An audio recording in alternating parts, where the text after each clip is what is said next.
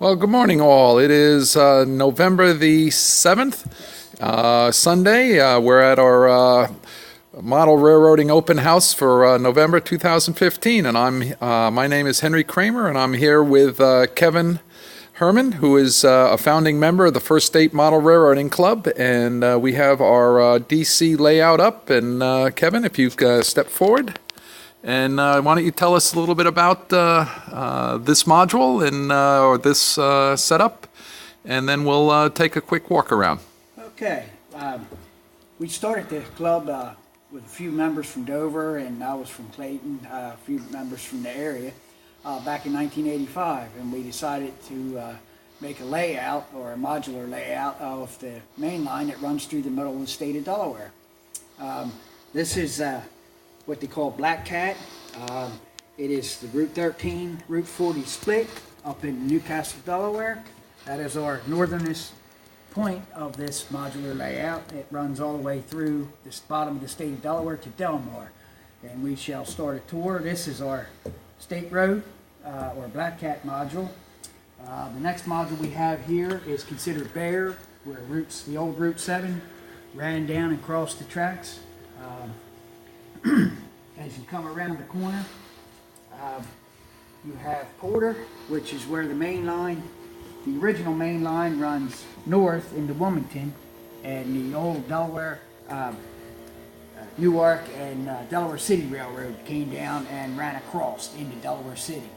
What's there now is most of the freight trains come up or come down. They make the turn here and head up into Newark, and then go south on the northeast corridor and get off at the Port Road to go up to Harrisburg. Our next module here is an in and out for us to get in and out, so that us older folks don't have to duck under anymore. Richard Stocksleger built this module a few years ago to make it easier for us. The next one we have here is a replica of the bridge of the C&D Canal. It's a vertical lift bridge. It raises up and down. When the boats go through, the boats must radio the guy in the control tower before they can enter the canal, either from the east or the west. And he controls the traffic of the trains and of the boats and barges. The next module we have here is built by Les Souter. It's a fire scene. The fire company was a little too late here, it looks like, on this house, but it must have been fully involved when they got here. The next module we have here is Mount Pleasant. This used to be a granary. They added on years ago and put big grain tanks in there. This was just torn down probably about 4 years ago. You had the general store here, and of course the station and all, but that was the next stop down. This U-shaped module is actually built so that we could accommodate more of the modules in the building here. This is built by a few fellas. Jim Valley was one of them. He put his specialty rail fan hill in here, where there's a lot of photographers taking pictures of the trains and all, and so it's actually a fictional module just to accommodate more in here. The very next module we have is the town of Middletown, and Middletown had a unique passenger station because at one time it was supposed to be the end of the line, so the station master's quarters was actually built onto the back, and that's where he lived, in that house there, so it was all part of the station. Unfortunately, both of these stations were torn down and no longer exist. But this is Middletown, and then we have St. Anne's Church Road, which is just south of Middletown, which is one of the few bridges that goes up and over the line.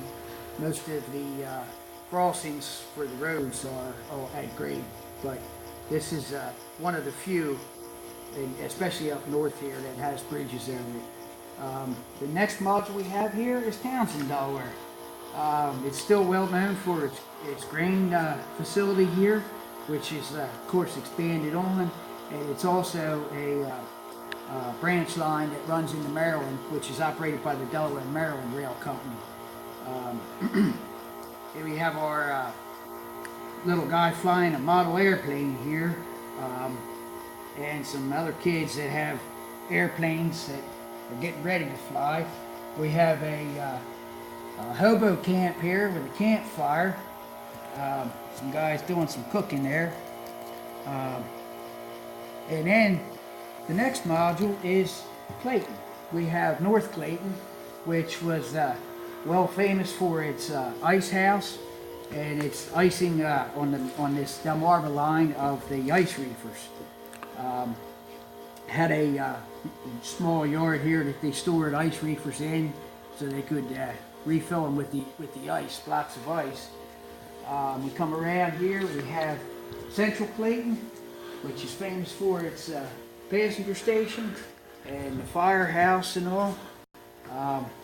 It still pretty much looks like this today, only the firehouse has been modernized. This is, next module is South Clayton, which was well known for its locomotive facility at one time. Of course, this is long gone now, but it had its freight house and the engine house, and out here it had a turntable and then another line that split and went to Chestertown, Maryland. It's had a lot of storage tracks for locomotives. At one time, they moved from Middletown, and Clayton was going to be the end of the line.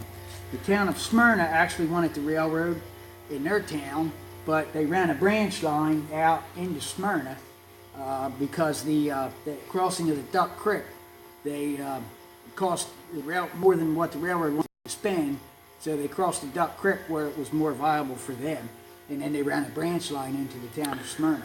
Okay, we are at the 7-minute mark. I'm going to cut the video here, and then we'll pick it up with part 2. Thank you, Kevin. You're welcome.